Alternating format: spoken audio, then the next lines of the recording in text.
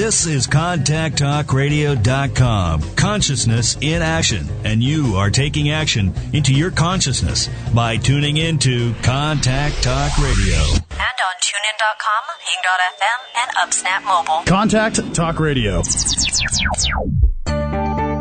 Throughout the nation and around the globe, from his heart to yours, it's Dear James Live on the radio, here on the Contact Talk Radio Network, bringing you intuitive insight, answers, and advice to your life questions.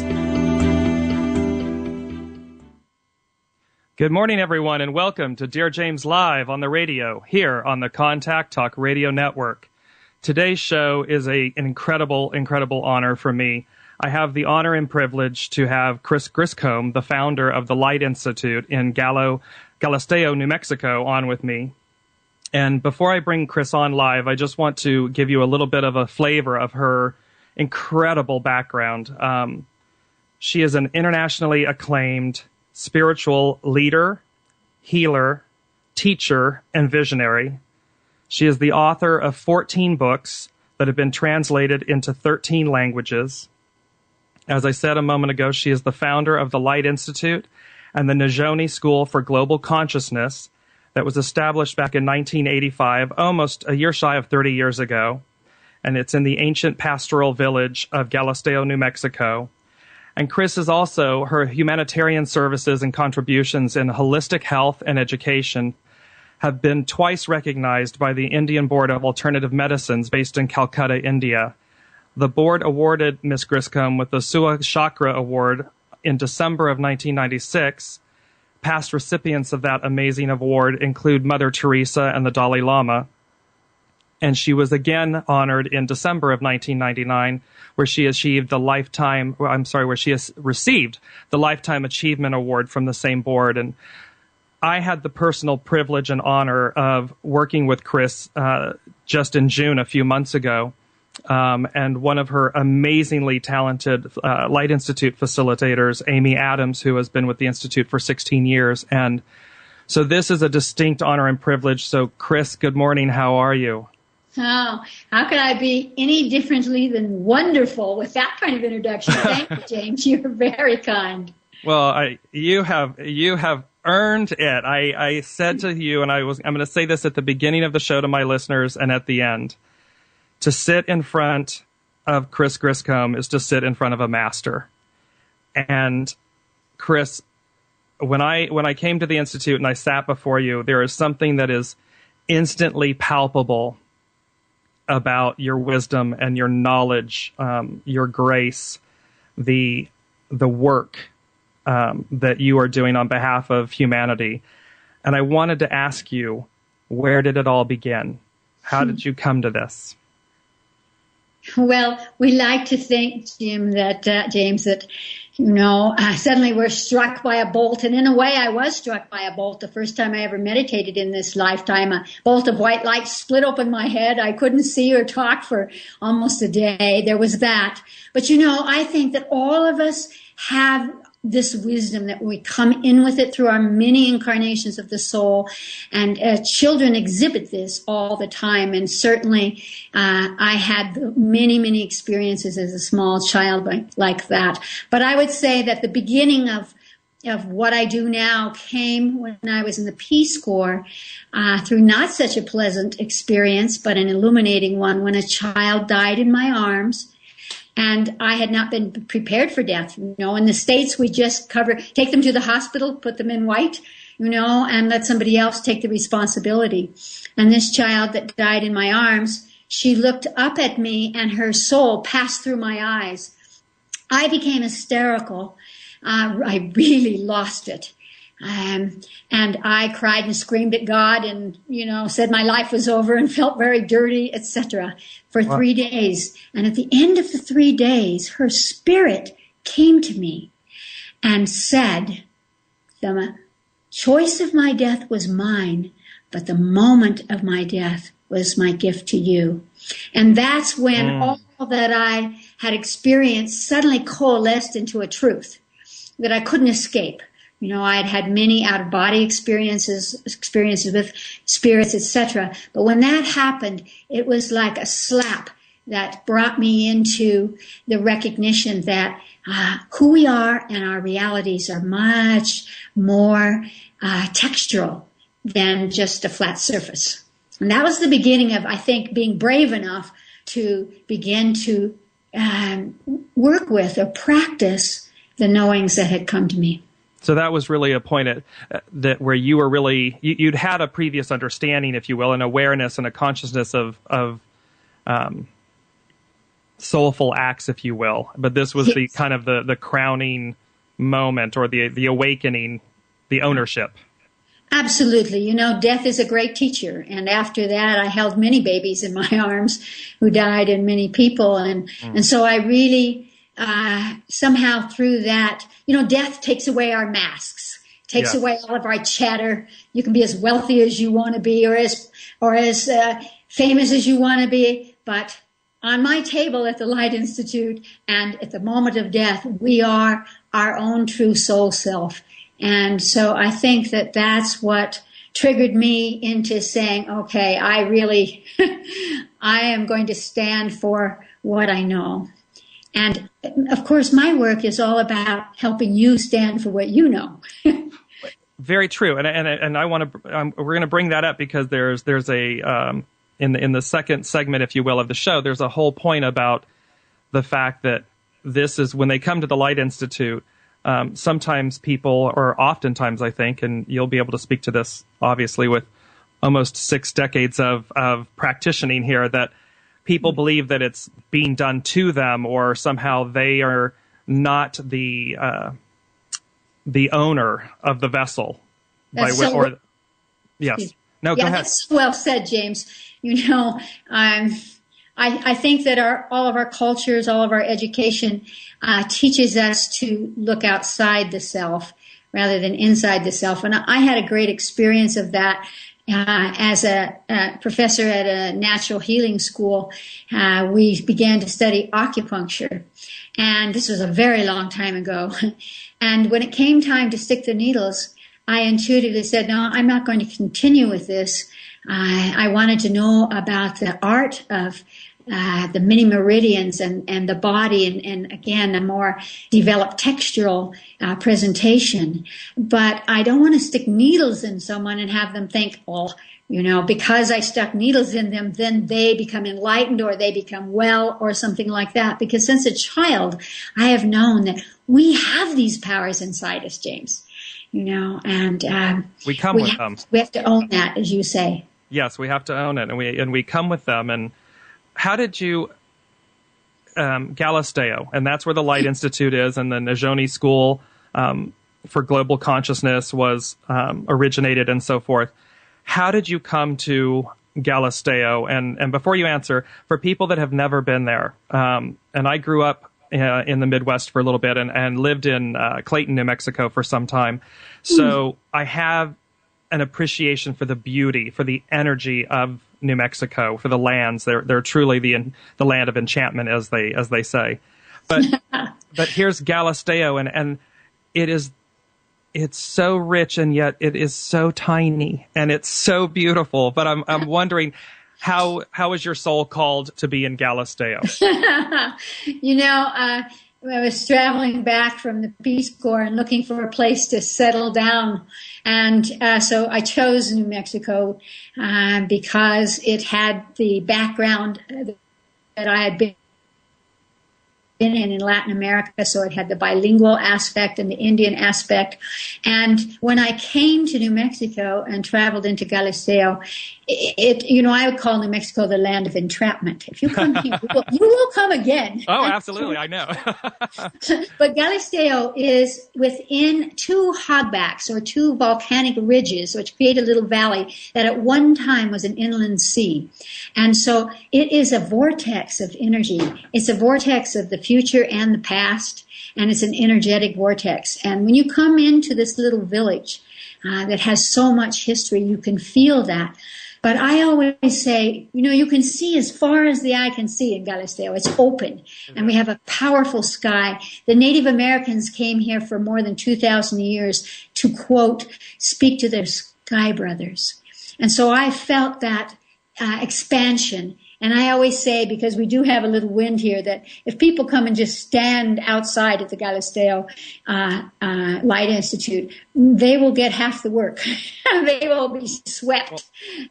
Very funny that you say that, because literally, and I was just in my mind's eye, envisioning that in between my sessions there, I would go outside and I would stand. But when I would arrive and when I had completed, and I would stand there in the center court, if you will, and the winds and so forth, and just stood there and felt the energy, the magic of the place. And it's quite capturing is the word I would use. That it's so I wanted to know why you chose it. I understood why I loved it, but well, I chose it because I felt this energy here, and I lived here before I developed the Light Institute, and when it was time for me to leave after 2 years, I was going back to Bolivia, and I sat down at the river. There is a sacred spot. It's called a looks within spot that the Native Americans used up above the little, we call it a river, but actually it's barely a creek, And I was sitting there, and all of a sudden I heard this panting. And I realized that I was sitting less than 10 feet away from a mother coyote and her two babies.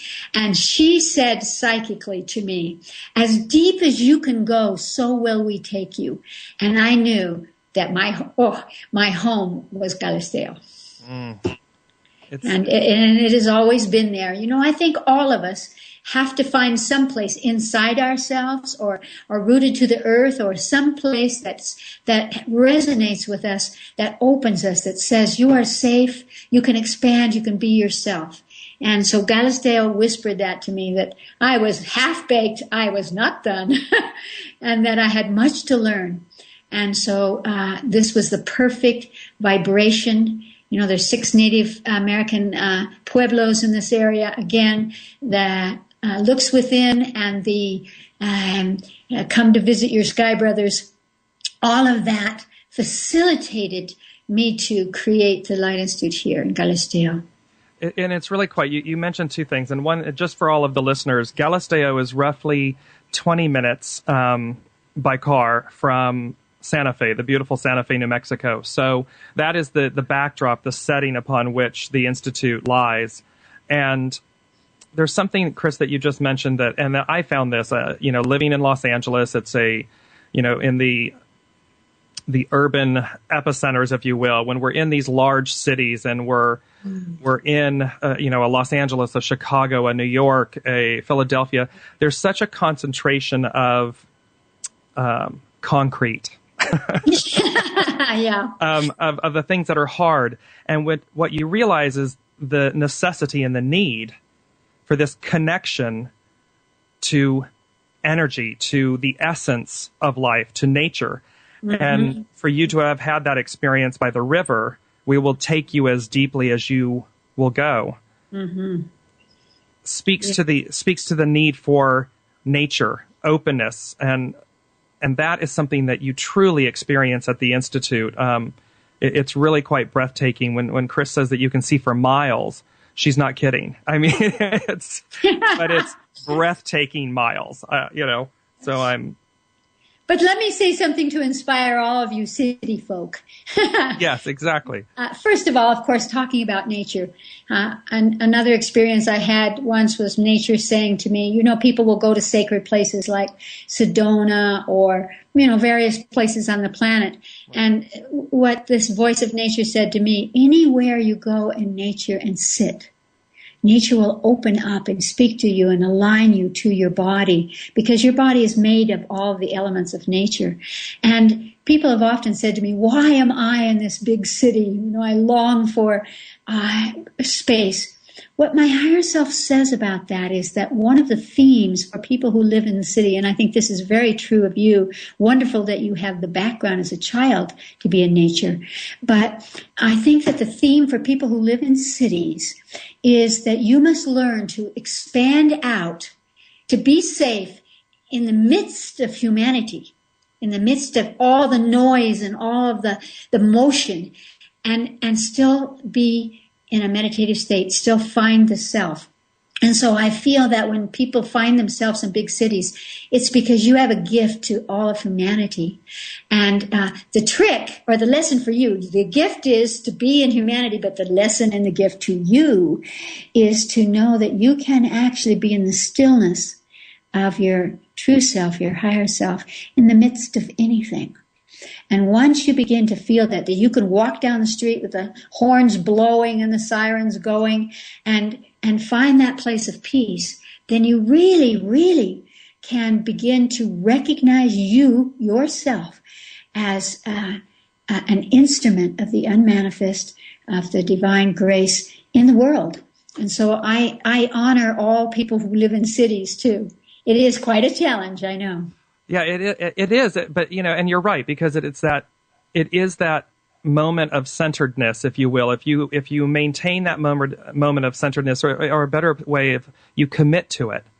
Thank you. Beautiful. No matter where you live, if you commit to this centeredness of being.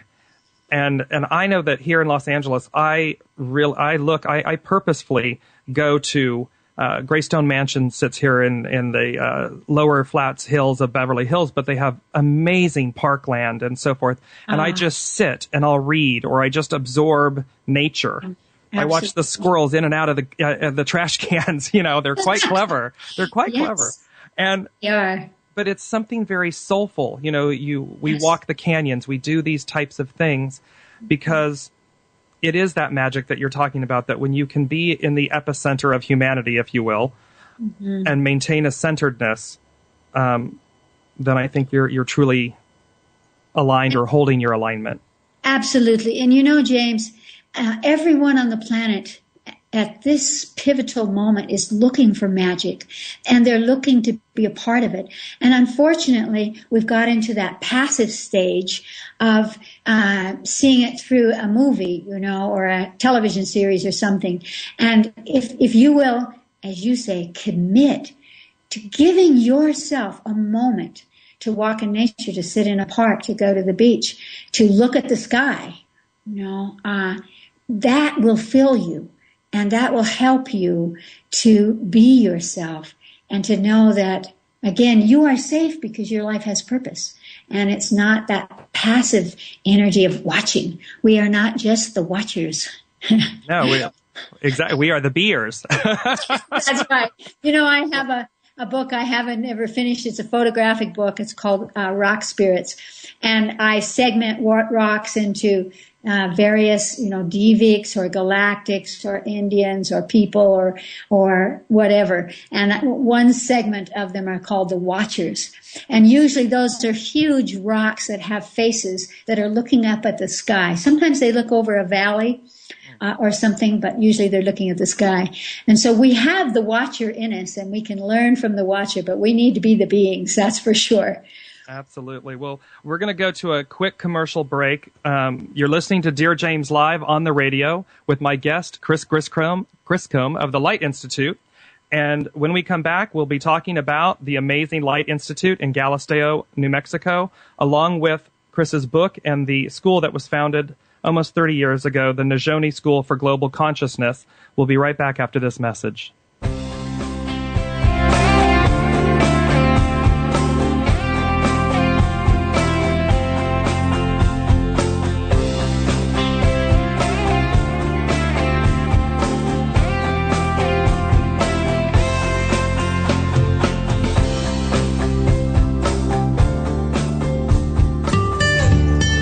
The desire to be more consciously enlightened is innate. Do you feel there's more to life? If so, find the resource that's right for you by going to DearJames.com/resources. You are the reality you create. Make it a great one. When you ask a question, the universe hears you, and in a multitude of ways, they seek to communicate with you to provide the intuitive insight, answers, and advice you seek. From serious to silly, monumental to mundane, there's nothing the universe can't cover. Maybe the insight you receive is exactly the affirmation you were looking for. Then again, it may just give you a whole new perspective on things, and that's the beauty of the universe. Submit your question to Dear James at DearJames.com and click Ask. The gift of giving is immeasurable. Give of your time, talent, resources, and money. Give not only because you can, but because by doing so, it is already coming back to you. As a people, we are only as strong as the least among us. Together, we harness the power of the collective whole and see through our deeds the power of miracles, both large and small. Find the charity that's right for you by visiting www.DearJames.com and click on Charitable Giving. One person or kind act really does make the difference.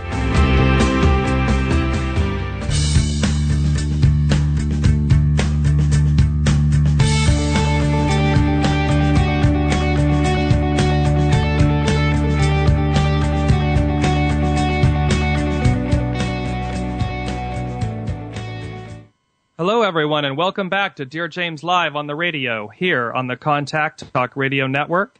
Today, my amazing guest, Chris Griscom of the Light Institute and the Nizhoni School for Higher Consciousness, Global Consciousness. And before we launch into everything about Nizhoni and the Light Institute, we have a caller, so we want to take our live call from KJ from Arizona. Good morning. Hello? Hi, KJ. Are you there? Yes. Hi, good morning. How are you? You're on with Dear James and Chris. Okay. What's happening? Well, I just got an email, and I thought, well, I'll call the number, and then it answered, so here I am. So guess here it's you meant are. to be. There you go. It is meant to. It's always meant to be when you call in at Dear James Live. Do you have a specific question for either myself or Chris? Well, just probably in general, career, family, money. Career, family, and money. Yeah. So, career, family, and money. Well, let me say this. There's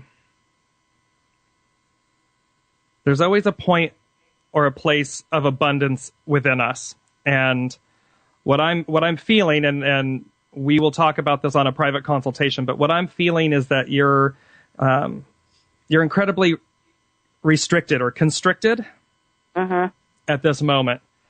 And that has, it's been a long road for you these past few years. I'm getting like the past 3 to 5 years has been very tough for you.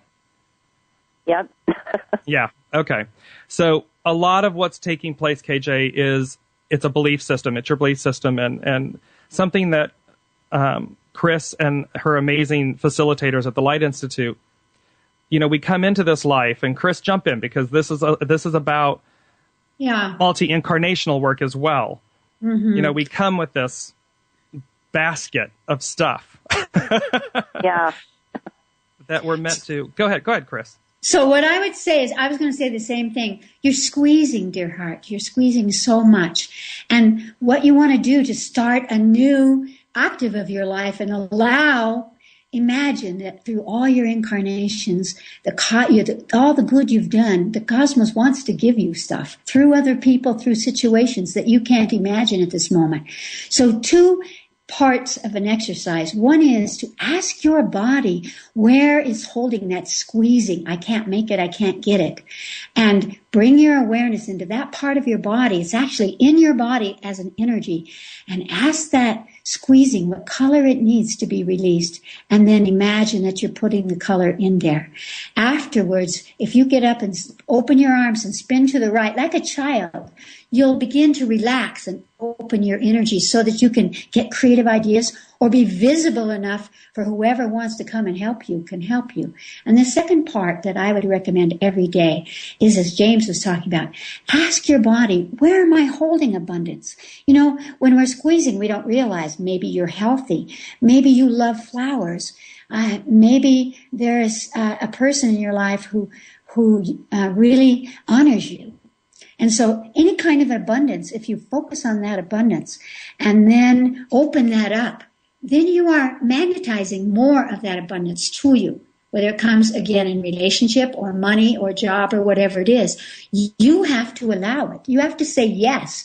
And when we're squeezing, we're never saying yes. We might say yes, but we don't say yes, I'll take it. So that's what I would suggest. And I want to jump in, Chris, on when you said, where is she holding this in her body? And the two things that immediately came to me, KJ, for yourself, is in the heart and what I'm going to call the lower abdomen / female organ area. Mm-hmm. And I very much get that you've had a lot of hardship. You've had a lot of, and a lot of this is the heart for me is that you haven't let it go. Yep. And the lower abdomen area, female organ region is this, it's like a rock. It's like a pit, a rock that is causing great turmoil within you. Mm-hmm. And you will be blessed to let this go. I was going to say you would be wise, but you'd be blessed to let these things go. Mm-hmm. Because the only person they're truly harming is yourself. Yep. Everybody showed up. Life is a play. I always say that each of our incarnations is, we have multiple incarnations within this incarnation that we're experiencing now. And everyone shows up. This is your play. And everybody, you've invited them to come and play the role so that you would experience lessons and transcend them, not become them, not hold on to them and internalize them to where they become poisonous. Mm-hmm. And so there's a lot of poison going on here. Yep. And the only person that has the remedy, the cure, is you. Yep. So we're going to talk about a lot of that in your private consultation with me later. But in the meantime, as Chris has said, and with quite brilliance, some of the most amazing work of the multi-incarnational work at the Light Institute that added an incredible layer of depth for work that I have done, and I'd never experienced this before. This is Chris and her facilitators, and is when you ask the body, and it's really quite profound. And Chris, I'm so glad you brought that up, and because when you say, "Where am I holding this?" When you ask your body, "Where am I holding this?" you're going to get an instant answer. Mm-hmm. And you just have to trust that answer, and you'll hear it. One of mine was, "It's in my left toe." And I'm like, okay, and I'm like, oh, okay. And then followed behind that is, what color does that part of your body need in order to heal itself? And that comes right to you. That's instantaneous. Mm-hmm. And when you start then, as Chris, you flood that area with this colored light, and you'll start to feel a shift. Mm-hmm. And that is the profound work. We're going to go into all of what they do here in a minute. But we have to start learning that we're a vessel of energy, of light. And if we transcend these elements, that if we do not become them, we transcend them, mm-hmm. then you release things. You become lighter. You become cleaner, more pure. Mm-hmm. And I would add one last thing to that, to say that what I can feel from you is that you have swallowed all this so deeply that you really think this is who you are. Mm-hmm. And it's important for you now to know that you are not your grief. You are not your shame. You are not the pain that you've experienced. You are not. And it's time to just say, that's all. That's it. Now I'm going to reinvent myself. As a child, even if you had a tough childhood, somewhere in there you were light. Somewhere in there you played and you felt abundant. And you need to touch those energies again so that you can say, no, I'm not just this heaviness. I'm not this constriction, this squeezing. And you can do that. Do it now. Mm-hmm. Thank you. Absolutely. So, KJ, stay on the line. Barb is going to take all of your information so I can follow up with you for your private consultation. Okay. Okay? Well, and have God a blessed bless and you. beautiful Thank you day. so much. Yes, you as well. So, Chris, there is a tremendous example of, because I really felt this rock, this, and when you said you swallowed it. Yeah. You had it right on the nose, as I'm sure you always do. It's just amazing the gift that you can give someone by reflecting back, This is what you swallowed, but this is not who you are. So beautifully done. No, absolutely. And so let's go into that. I'm gonna bounce this up. Well, no, we're not. We're gonna stay with the Nizhoni School for Global Consciousness. Now, when I walked into the Institute in June, and there's a display of Chris's books, and I was so drawn to this book. I mean, I knew I had to have it. I picked it up. It was written 25 years ago. And yeah. I know, right? And the Nizhoni, the Higher Self in Education. And I read this book, and I found myself nodding my head, yes, yes, yes. It was so strange. And then I had this horrible, envious feeling of, why wasn't this school around when I was growing up? Which was followed by this school needs to be here right now.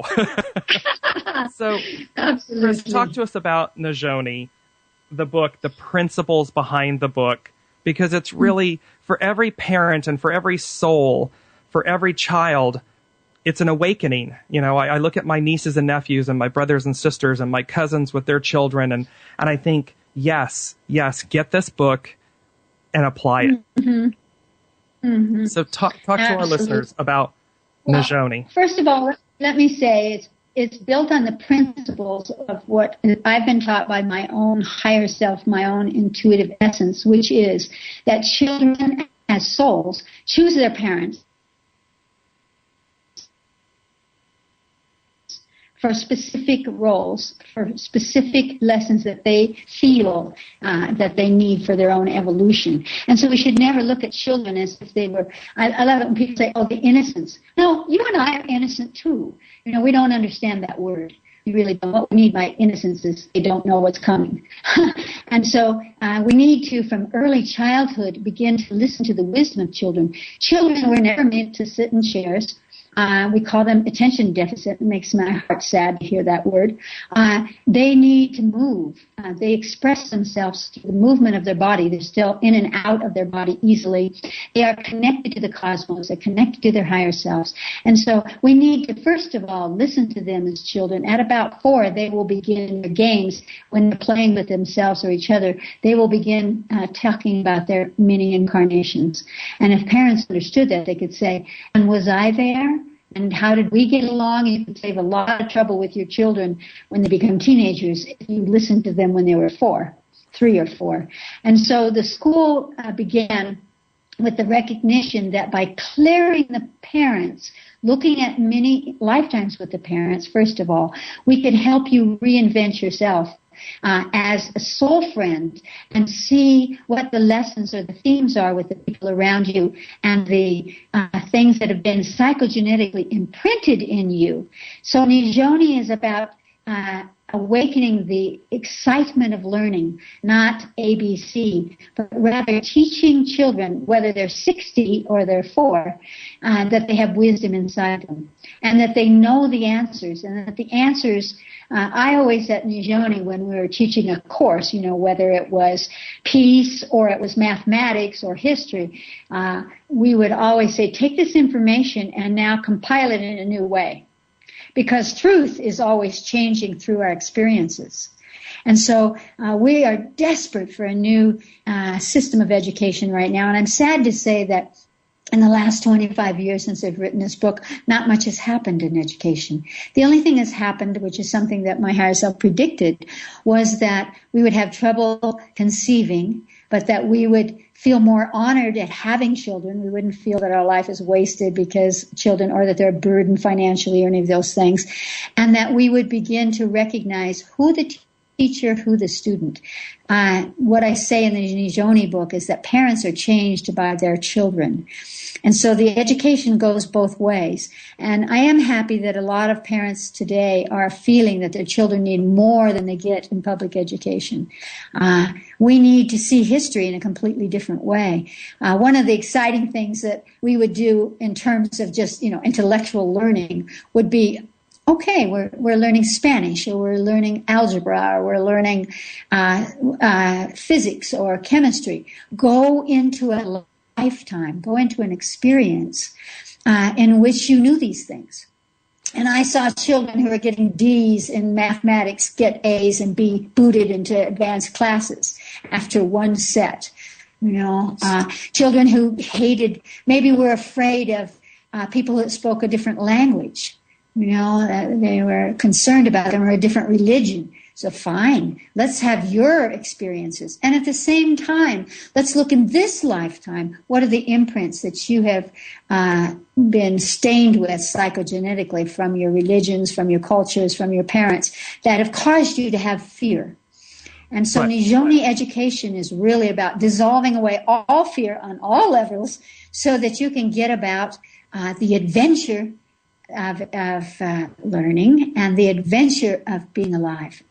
And something that I found, Chris, which is, and I think it's the fundamental part. So I just want to back up a second, because Great. the thing that came to me when I was reading this book was the fact that there's our premise, if you will, or the foundation upon which I think we have children. Our societal belief is that these souls, these children, come to us incomplete, meaning here's my baby. I've just had my little boy or my little girl, and I, the parent, the caregiver, am responsible for bringing them up, to raise them, and so forth. And so, for lack of better words, the burden is upon me to ensure that this newborn child, they don't. There's an absence of the fact that they look at their child as a soul, let alone a complete soul. That's right. Let alone a complete soul that has come to teach them.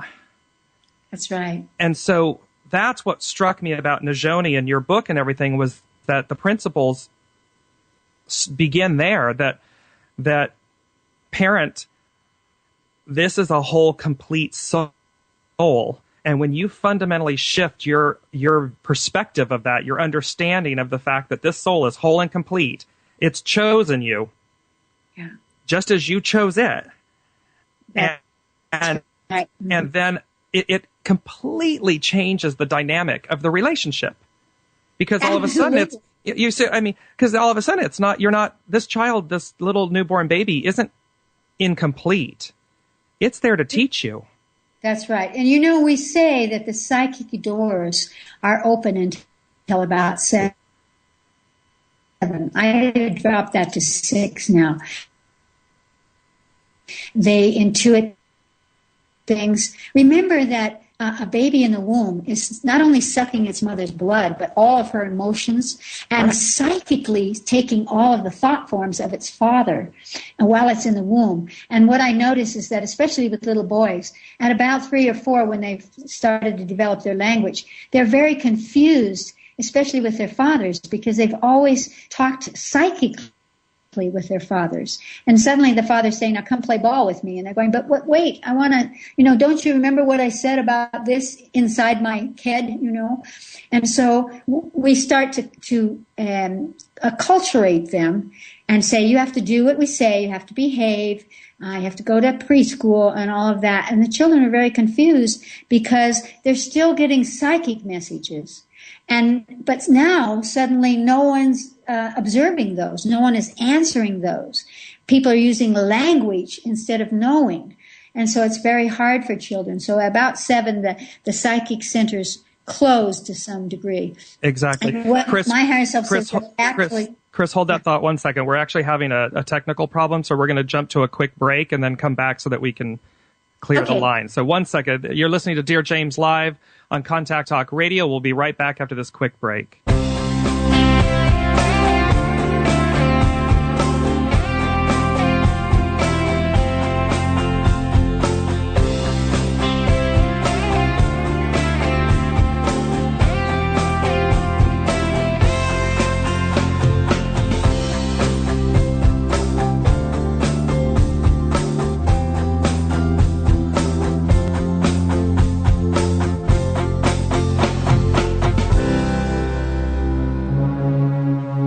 inspiration, love, acceptance. Who in this great universe inspires you? Whose love do you cherish? Who accepts you just for you? When was the last time you were inspired? When was the last time you told someone they're loved? When was the last time you accepted someone just as they are? Our words matter. Our deeds matter. Our lives matter. Inspiration, love, acceptance. Be the change you want to see in the world. www.DearJames.com and click on Inspiration.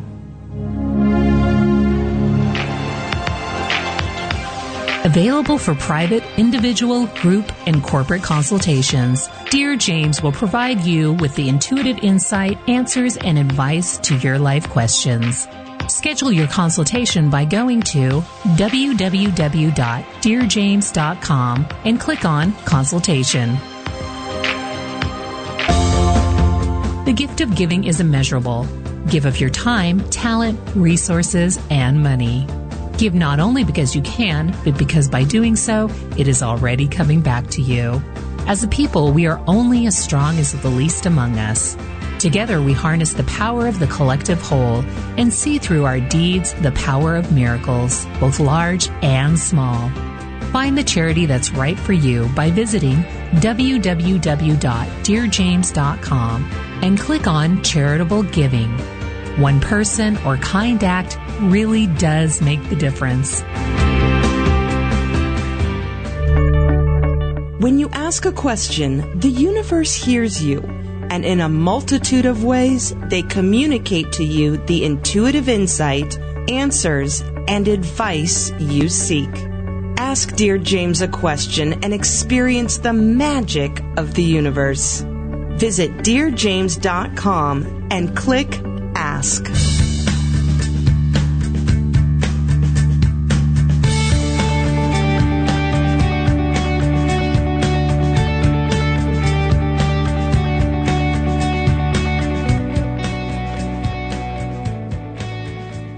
Hello, everyone, and welcome back to Dear James Live on the radio here on the Contact Talk Radio Network. My amazing guest today, Chris Griscom of the Light Institute, and we are talking about, of course, the Light Institute and Nizhoni, the higher self in education. So before we went to the break, Chris, the fundamentals, the balance of the understanding, the shifting, if you will, of understanding that we choose each other, that the soul of the child coming to the mother and the father, we all chose, we all agreed, and we are coming to this with an awareness of learning. Yeah, the difficulty karmically about that is that we have traveled. We choose our parents because we've traveled with them for many, many lifetimes. They have been our teachers and our children and our adversaries and our lovers.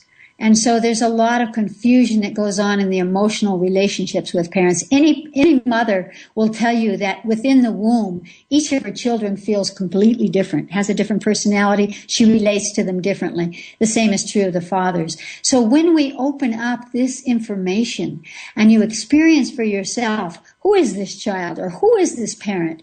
It sets us free. And that's what's so important, is to begin to experience ourselves outside of the limitation of how our parents see us. Parents, even loving, intelligent parents will say to you, well, you are this way or you are that way. And you may never remember that they said it, or you might. But that will form the limitations of what you manifest as you grow. And so clearing the parents is very, very important. I've done it myself 23 times every time I clear my parents, and I had a lovely childhood.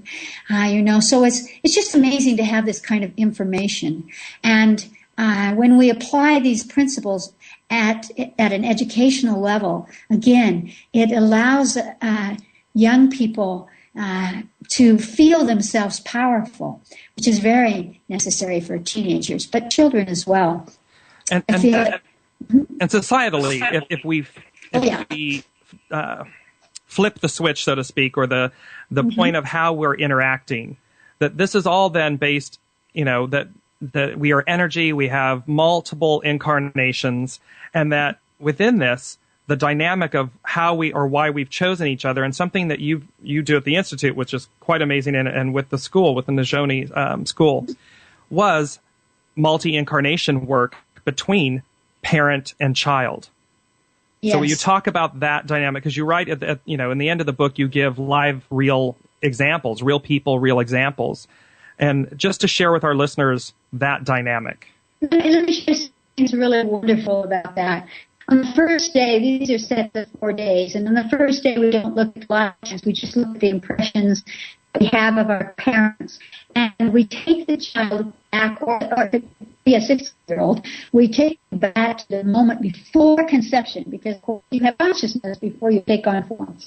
And we look down at the parents to see why we chose them the sexual act. But what is really inspiring to me, and I was surprised when I first began to practice this or to do this, was that people would say, I knew my parents would divorce. I knew it before I was conceived. I knew that this parent would die. I knew this and that and the other. And it released so much karmic guilt and so much shame and so much that I'm not worthy and my parents don't love me and all these conversations, when they could look down and see with their own knowing that they knew very much the structure of that family unit, because in the past our family units were always a triad, mother, father, child. And now that triad has become a square in a way, because now we have stepmothers and stepfathers and step-grandparents. All of these beings are karmic to us. And so when a person has a chance to view themselves not as the victim of their parents, not unloved or in entitlement, I was the best loved and so I get this, all of that stuff goes away, and we feel a kind of freedom and truth about ourselves, which we can apply to all of our relationships. Because James, however your parents treated each other and however they treated you and you treated them in many incarnations of the soul will be what you reenact now in your life. People say, why do I do this? Why do I have these kinds of relationships? Well, look at another lifetime and you will see immediately the reason. And that's what frees you. You don't have to repeat it once you've released it energetically. That's why we added that to education. That might be a little much for public education, but it doesn't mean that parents can't explore that with their children and shift the balance of their families. Absolutely. And Chris, if we're going to, we have about 8 minutes left and there's another caller. So I want to see if we can squeeze her in really quickly and see what we collectively get, and before we close the show. And we're going to have you back, because I need like 9 hours, not just one. So give it with joy. So let's go to Robin from LA. Hello, Robin. Hi. How are you? Good. How are you? Wonderful, wonderful. You're on with Dear James and Chris. What's going on? Hi. I'm just I'm calling to get a reading on my career today. It's a career day, Chris. It's a career day. It's a career day across the world. Yeah, exactly. It's a career day across the world. Well, I will say this. Your energy and your smile and your laugh is beautiful. Absolutely beautiful. So, let's see. What I'm instantly getting is you're looking, it's the song coming into my head, looking for love in all the wrong places. Is what I'm feeling. Like you're looking for love, meaning career, in all the wrong places. Which means to me, what I'm getting is that you're not giving yourself permission to do what you really want to do. You're just looking for a job. Okay. Yes? Now, I'll jump in here and say it's so interesting, because when I beamed in, I got yellow. Yellow is the color of consciousness. It's the color that calms and strengthens the nerves. But when people call for yellow, or they're wearing yellow, it means that they have a wonderful intellect. And so, again, it may be that talking about your career, you're wanting to advance your career. You're wanting to get up on a higher level or a bigger level, and you have, Robin, what you need to get there. But you have to see that, as James is saying, that smile and that lightness. But underneath that lightness is a very tight level of intellect, and I think it's very important for you to begin to Make sure that everybody else sees that, so that if you're wanting to change careers or go up the ladder, that you flash that yellow of intellect, of consciousness, so that people can begin to notice that that's who you are. You need to say, this is who I am, and I have these skills, and I'm going to function at this level. Okay. Yeah, okay. because it's not, what's funny is it's you're wearing two masks is what I'm getting. There are two masks here. So there's the one that you're presenting to everyone, and there's the one, and I think what I'm feeling is that, you have much greater depth. That first mask, the public one, has all the strength, and it's light giggly one. Right. Yeah. And it's missing. You're not applying it, as a foundational element consistently. You're putting them on and taking them off. And so, especially when it comes to you going after what you want or giving yourself permission to really go after what you want, all of a sudden you forget the first mask and you think that you're not capable or worthy or able. And so it kind of holds you. It dims you down. It's like a power surge is what I'm feeling. It's like, and it gears down the power. Right. Instead of humming it, maintaining the hum. Because you have a brilliant hum is that's what I'm feeling. Absolutely. Mm-hmm. Okay, so Robin, we're going to be, Barb will take all of your information, and then I will come back to you for a private consultation, okay? Okay, thank you so much. You're welcome. Thank you. Okay, bye. So, Chris, before we wrap up, we're down to 4 minutes, and I am so sad because I want you to stay here forever. If there was one statement, and I want to tell all of the listeners, it's lightinstitute.com is the website for the Light Institute and for Chris and all of her amazing facilitators. They do multi-incarnational work and intensives throughout the world. You can have them come to you and do private ones in that nature, or you can travel to where they might be doing something. But Chris, in a minute or less, throughout all the work, what's the lesson or the beauty or the gift, if you will? I think that the most powerful gift is to discover that you have brought into this world more potential than you realize, and that it's time to expand, to call in the magic, to call in the magnets, to clear your karma energetically so that you can take your place in the world. And by that, I mean, it could be only how you breathe out. If you breathe out happiness and knowing and connectedness to your higher self, you will be giving a gift to the world. We are all gifts to this world. And because reality is changing so rapidly at this time, we must look within. We must discover what we have never known or only felt about ourselves, but we haven't activated. This is an activating time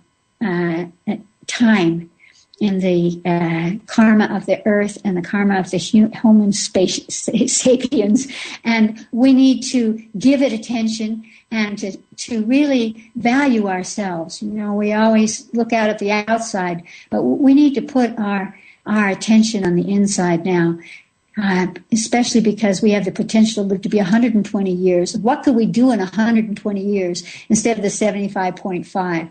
So becoming healthy on spiritual levels, emotional, mental, and physical levels. That would be what I would say to people. Embrace yourself, explore, and come to the Light Institute. Absolutely, because it's a truly, and I'll leave our listeners with this, it's an unveiling. And when we unveil ourselves, we unburden ourselves.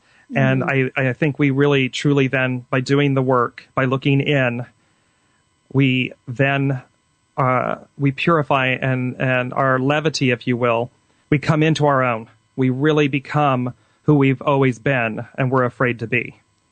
That's so beautifully put. And in that, the Light Institute is certainly the place to go. I'm down to 30 seconds, Chris. It has been such a privilege and an honor. I absolutely adore you and your work, and I thank you so much for coming on the show. And I will have you back as many times as you are happy to be here.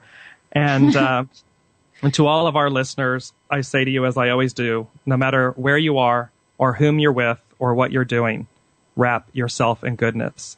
This is Dear James live on the radio here on the Contact Talk Radio Network. Ask Sarah is up next. You've been listening to Dear James Live on the radio with your host, Dear James. Gain intuitive insight, answers, and advice to your life questions and so much more by tuning in next week and visiting DearJames.com.